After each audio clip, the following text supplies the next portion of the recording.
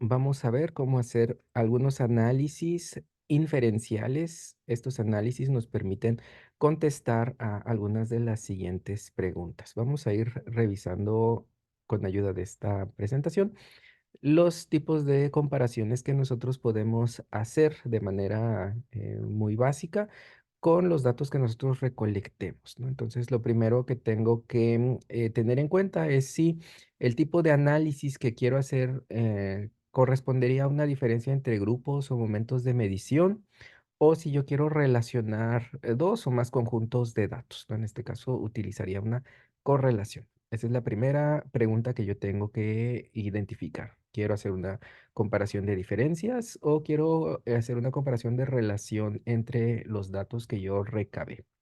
Siguiente pregunta tiene que ver con el nivel de medida, pero también con algunos parámetros de la medición. Entonces, nosotros vamos a utilizar primero identificar cuál es el nivel de medición que yo voy a estar utilizando, recordar estos dos de nivel de medición continua, o sea, escala. En escala se incluyen dos tipos, que es intervalo y razón.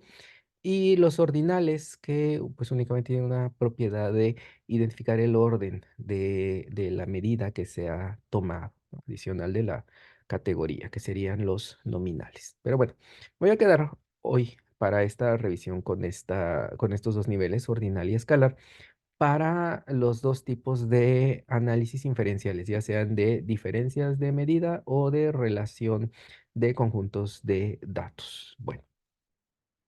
Lo primero que hay que identificar al nivel de la medida, pues es obviamente saber cuál es el nivel de medición que yo voy a estar utilizando, pero además ver si la distribución de los datos que yo estoy manejando es una distribución normal o no.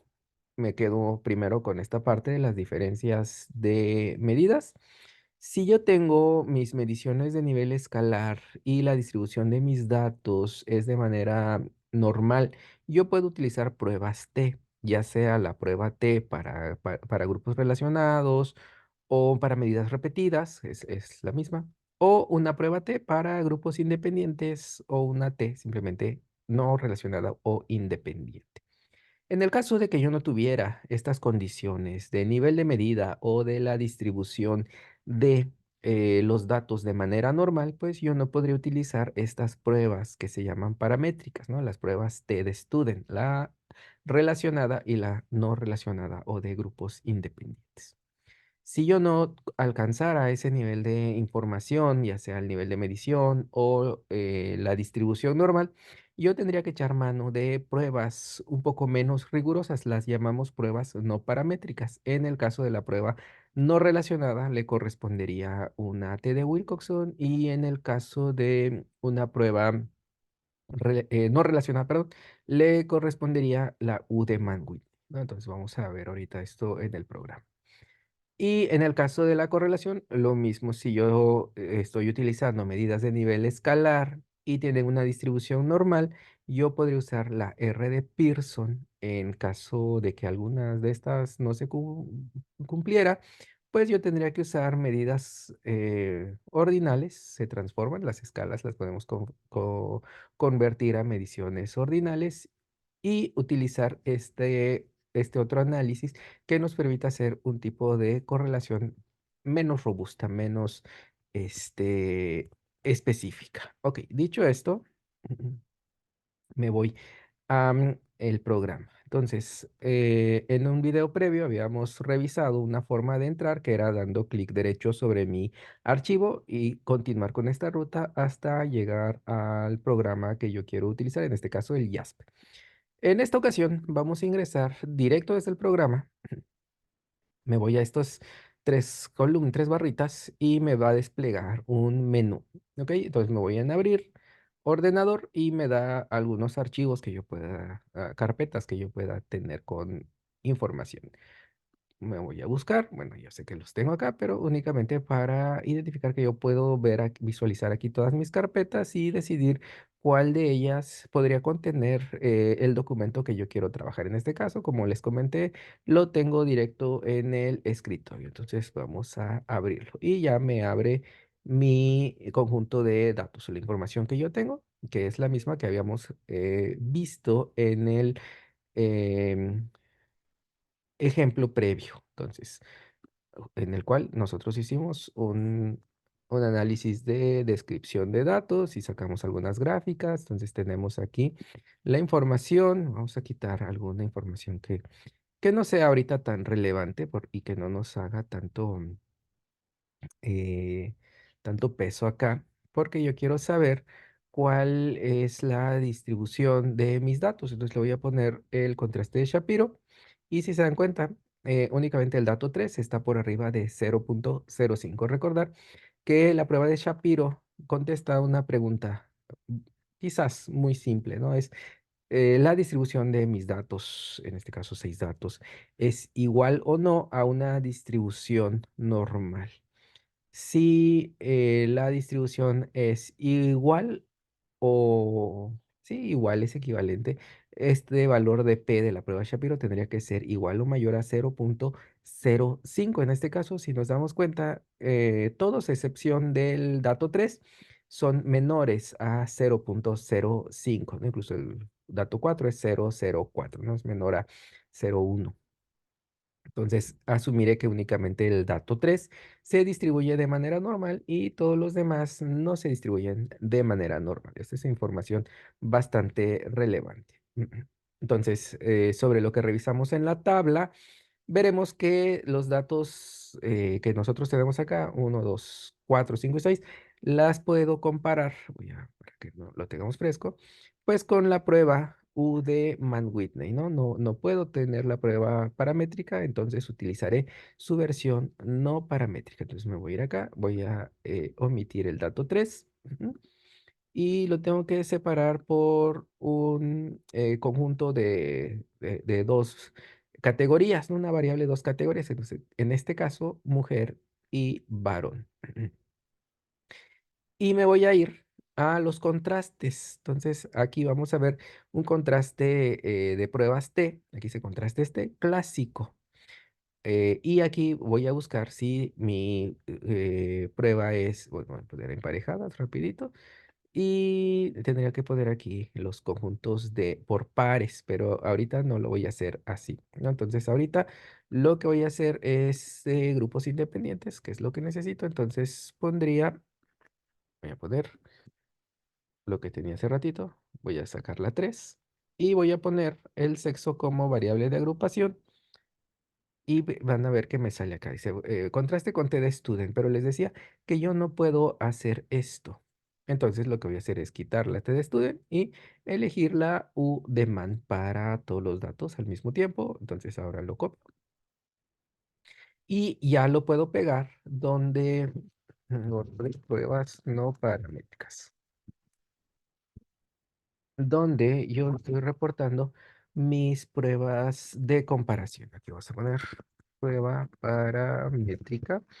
Primero de contraste de grupos, ¿no? Ver si hay diferencias entre grupos de hombres y mujeres en este caso. Y, ok, entonces estamos aquí. Me voy a grupos independientes que lo tenía acá. Y ahora sí me voy a quedar únicamente con la 3 y ya me da mi prueba T de student. Y es lo que yo estaría reportando. La pregunta, pues, es la misma.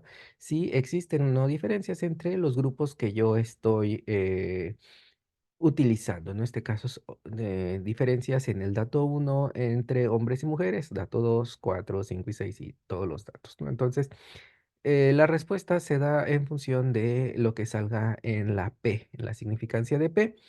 En este caso tendría que ser menor a 0.05 para que nosotros indicáramos que hay una diferencia. Aquí, si se dan cuenta, ninguna muestra diferencias significativas. Tendríamos que decir que no se encontraron diferencias significativas entre hombres y mujeres en este conjunto de datos, ni con la prueba no paramétrica y tampoco con la prueba paramétrica para el caso de el conjunto 3. Obviamente, y bueno, ahora lo voy a hacer así, voy a meter todos mis datos al mismo tiempo, porque también, aunque El grupo 3 si tiene una distribución normal, pues obviamente también le puedo hacer una prueba, este, de Udeman, se van a dar cuenta que sale equivalente, ¿no? 0,059 y en el caso de, sale un poquito más, arriba, ¿no? 0,61. Acuérdense que es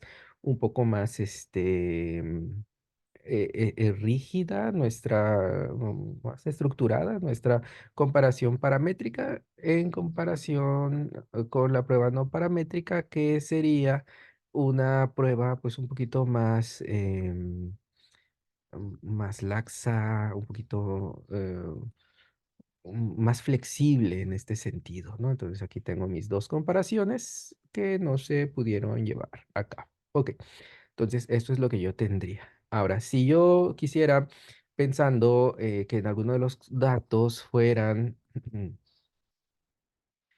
o fueran una medición uno y medición 2. Vamos a quedarnos con dato uno y 2, que van a ser mis pruebas de medida, un momento de medición uno y momento de medición 2. En ese caso, yo me iría a las muestras emparejadas. Entonces, el dato uno sería mi medición uno. Piensen ustedes un pretest.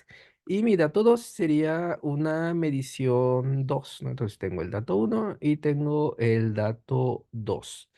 Tengo mi valor de t, mis grados de libertad y cuál es la diferencia entre uno y 2. ¿Ok? Em, Recordar que no tienen una distribución normal. Entonces, si fuera normal, yo podría utilizar la t para muestras emparejadas, esta. Pero como no fue así, yo voy a utilizar la prueba de Wilcoxon, que me va a dar este valor. ¿Se van a ver si hay diferencias significativas? Copiar, me voy para acá. Entonces aquí pruebas inferenciales, diferencias entre grupos. Vamos a dejarlo así. En este caso ya va cambiando mi nivel de encabezados, nada más para los que utilicen formato APA, así se va haciendo, ¿no? Entonces, ahora tendríamos diferencias entre mediciones del mismo grupo. Ahí lo tengo. Entonces tengo mis diferencias entre mediciones del mismo grupo, o sea, dos momentos de medida diferentes, y ahí lo tendría, ¿no? Nada más para dejarlo clarito como te lo pide el APA, sería con las mayúsculas en cada una de las palabras. Ahí está. Entonces, así. Entonces aquí tendríamos la forma de hacer el contraste cuando mido a un grupo en una primera ocasión y en una segunda ocasión. Ahora, una vez que nosotros tenemos nuestras comparaciones, también podemos pedirle gráficos, ¿no? Por ejemplo, si estoy en este contraste, le puedo pedir los gráficos descriptivos y de barras también. Entonces, ahí está calculando, ahí está. Y ya me lo da con distribución. Lo único que tiene que hacer es copiar y pegar en mi documento. De igual forma, tengo aquí mi otro contraste, el de grupos emparejados. Bueno, el grupo medido en dos ocasiones. Y en esta situación, ahí lo tengo, los estará buscando. Tendría también mis gráficos para integrarlos en mi redacción. Mm. Pruebas de correlación. ¿Ok? Entonces, en el caso de las pruebas de correlación, me voy a ir aquí a donde dice regresión.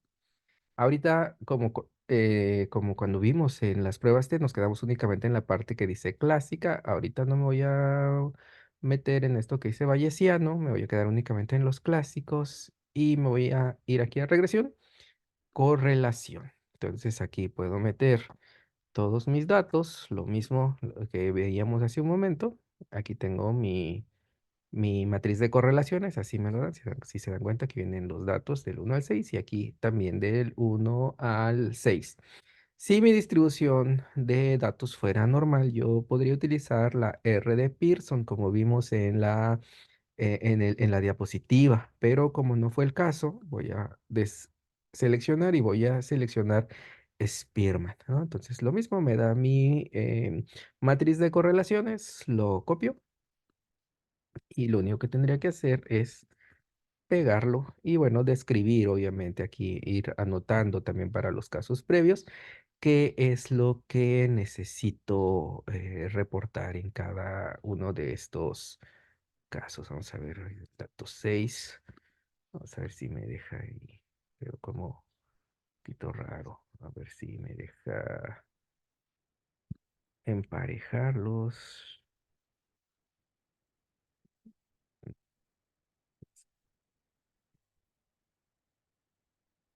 acá en disposiciones. Toca ajustar.